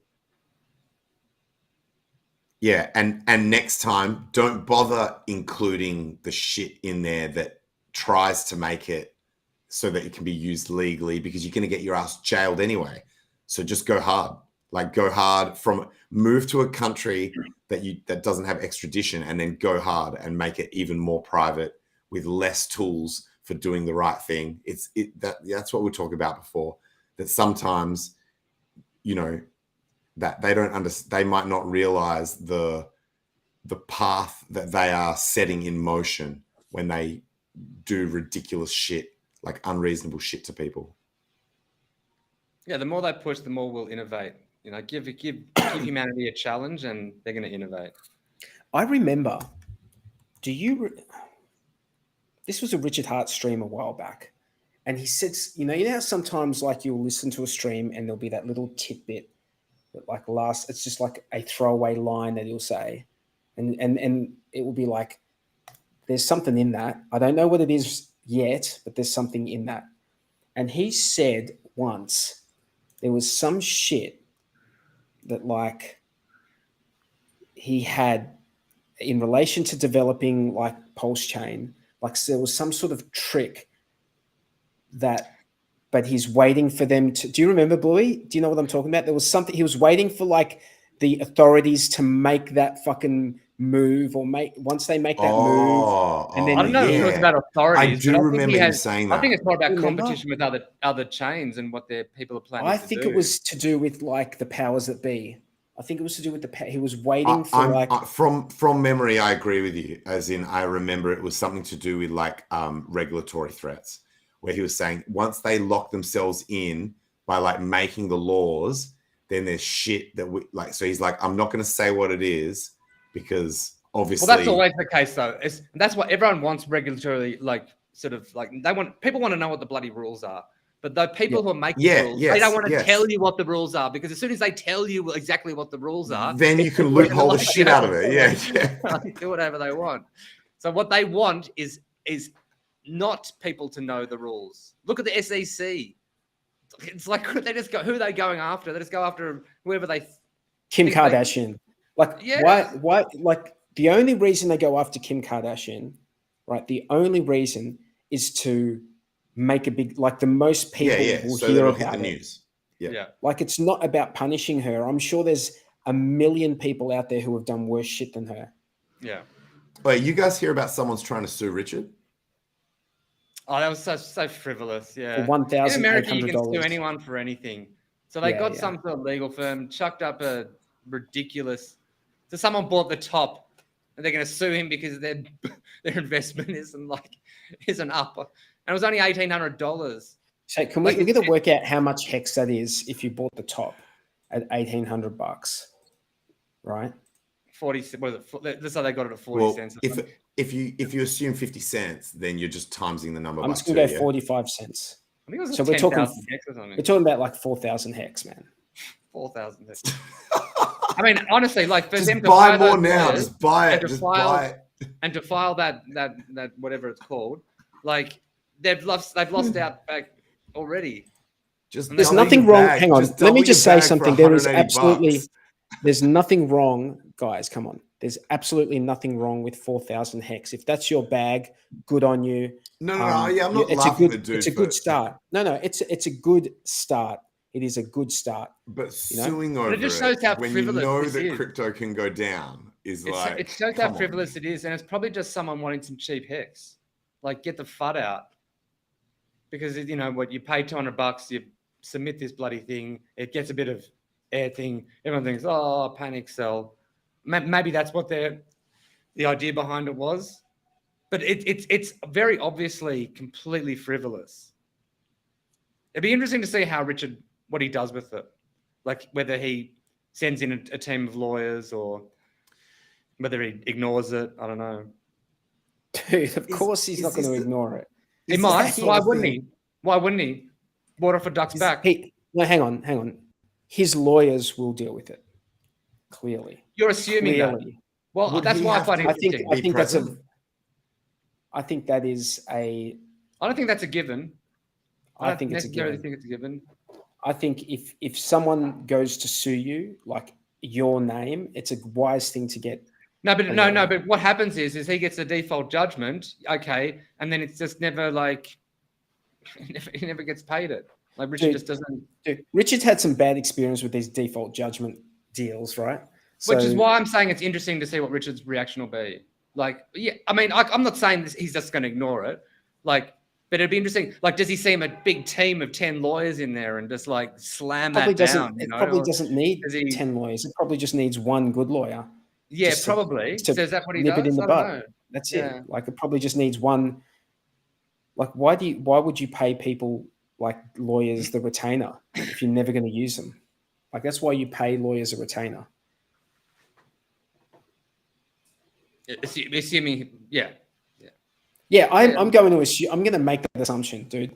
I'm gonna make that assumption because when you roll like Richard Hart, I'm going to make the assumption that people who are in actionable positions are going to like be risk averse. And one really good way of being risk averse is to always be ready. Yeah. Lawyer up and always be ready. I don't know, man. As soon as you start playing with lawyers, though, you're kind of playing in this other game. Yeah. Maybe he will. Yeah, let's see what happens. He probably will. We'll see. Yeah, it's a crock of shit for sure, T-Bird. Yeah, so we've been going for an hour and 45 minutes. Is there anything else you guys want to cover? I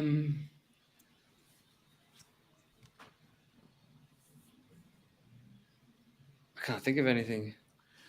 Like the important ones for me was the NASCAR, the recent controversy, the hex.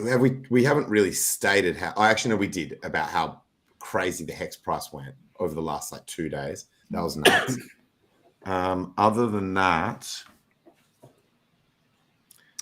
I need to do a thank you stream. I'm still planning to do it. I haven't had time to do it for some of the stuff that people have sent me as gifts, and so I'm going to be doing that. But I want to make sure that I don't miss anyone. So that's coming, my very next stream, and that has been my intention for like the last like 2 fucking weeks. I'm like, the next time I stream, I'm doing a thank you stream, and I literally have not streamed other than being on other people's streams, you know.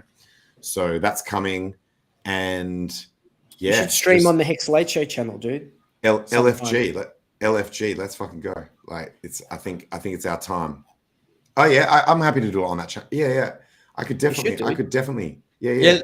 Let's get that pump band as well. No. As in, for a stream like that, there's no chance of getting it banned. Can I tell you something that was it was funny for me yesterday when I saw like Hex have like that pump. Like I had in my mind, I just had green dildos have entered the building.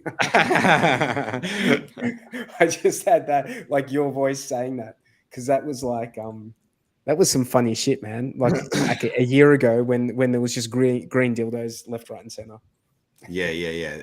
That chart over the last few days definitely fits that description, man. Yeah. Do you guys think we're going to see another big drop, or do you think that's it? We've seen the bottom, and now it's just slow. Like, bro, if the God Whale has actually been buying, I didn't actually go and check, but I read on Twitter that the God Whale was buying up the shit, and staking Quattro Cinco as well. Oh, really? Holy shit! Oh yeah. That's enough for me. That's enough for me. Like, I'm not going to make the call that the bottom is definitely in, but I'm saying it's more likely that it is than not, if that's the case, that the God Whale's buying up. Because, so let me clarify. God Whale was bought in the past and the prices continue to be crushed down, but it was like in a strong downtrend where it was like an attempt, or I don't know whether it was God Whale, but some kind of whale attempted to kind of like buy in, and then the downtrend continued. But this time we've been flat and sideways for what I believe to be enough time that any whale coming in and starting to shift the momentum to the upside should hopefully be enough to end this hex bear. So yeah, I think that's good. What do you reckon, Bluey? I mean, because I've come from this hedron perspective, I think that it makes sense that whales will be pumping the hex price for these hedron auctions. Makes sense on a couple of levels. So, yeah, I think it could be in. I think that's probably it. Say outside of some major macro event, which just sends everyone into a panic. By complete coincidence, I just saw a tweet from Freddie Quotes saying we went from 3 to 7 cents a few months ago. Everyone thought it was over. God Whale was buying, turned out to be a fake out, back down to 3 cents. So that's another. So I think it's for me. I think that it's great DCA time now. we could. It's very possible if the wider market has some sort of major dip. If Bitcoin goes down, the 14s, the 15s, the 14s, the 13s, wherever, if it goes down like significantly, I don't think that Hex will be able to withstand that. I think it would dip as well. However, I think that dip, if it does happen, I think it's going to be very, very quick. And I don't think it's getting down to 1 cent. I really don't think. I mean, I don't know, but I don't think so. I think if you were able to catch Hex in the 2 cent range, very, very briefly, whenever it was, like a month or two ago, you should be very, very happy with yourself. Very, bro, very happy. that wick that went down to 2.6 cents looks like a capitulation wick to me. It's like it was like cascade waterfall bowling ball out the window level chart, and then at the very bottom of that run, let's just measure the percentage on that. At the bottom of that run, a mad wick. So cascade waterfall. Can you bring it up? Like can we actually look at that on screen? Yeah, this chart's a bit messy, but I'll bring it up anyway.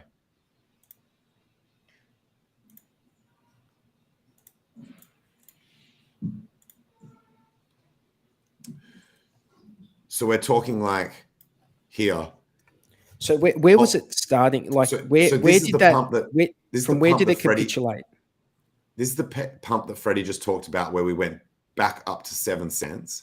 Okay. And then it was just like mad drops, death forever, short-term death, stabbed in the heart. Look at this. So this part here, this run here is what I'm talking about.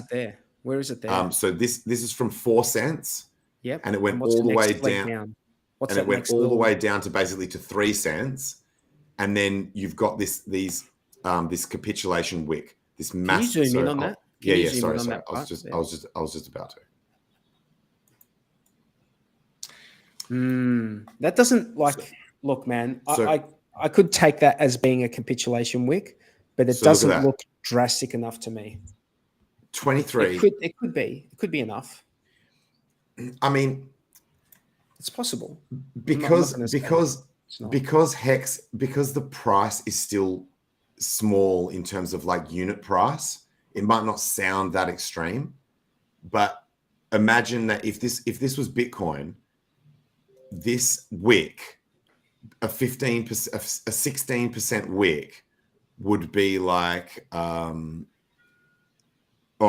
say it had already gone down to 14K or whatever. If Bitcoin went down from here to 14K and then did a 16% wick, it would be another $2,200. So it would take it down to below 12K, i.e.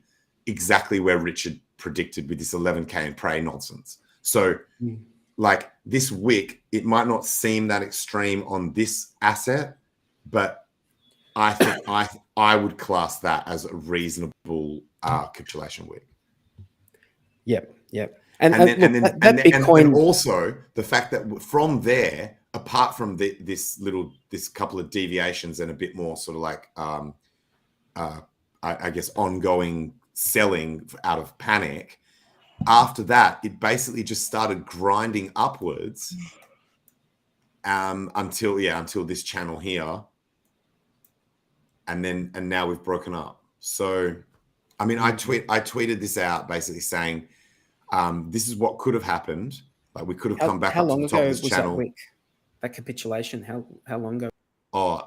This was on 20th of September. All right, so we're a little over a month ago. So just over a month ago. 5 weeks ago, maybe. Yep. And so I mean, you look at the chart from there, and especially now, I describe this sort of shit as when you're playing soccer and your goalie just kicks the shit out of the ball and doesn't give a fuck whether it goes to the opposing team, right? You just knock it out of the fucking down to the other end of the field to get it out of the danger zone. And then even if the other team takes control, i.e. the Bears, and pushes the price back down, you've fucked it off so far down the field that you've got breathing room, like, and now you've got, you've got support levels and shit through here. So I'm certainly short-term bullish. You can never say, oh, the bottom's in, we're never going lower. That's not knowable or stateable, but I'm pretty happy with where we're at the moment. Yep. I'm gonna skedaddle, guys. Let's wind it up. All right. Big shout out to the guys in the chat. Thank you very much. We appreciate your participation every single week. And we look forward to seeing you in 1 week's time. Next Late Show. Peace. Peace.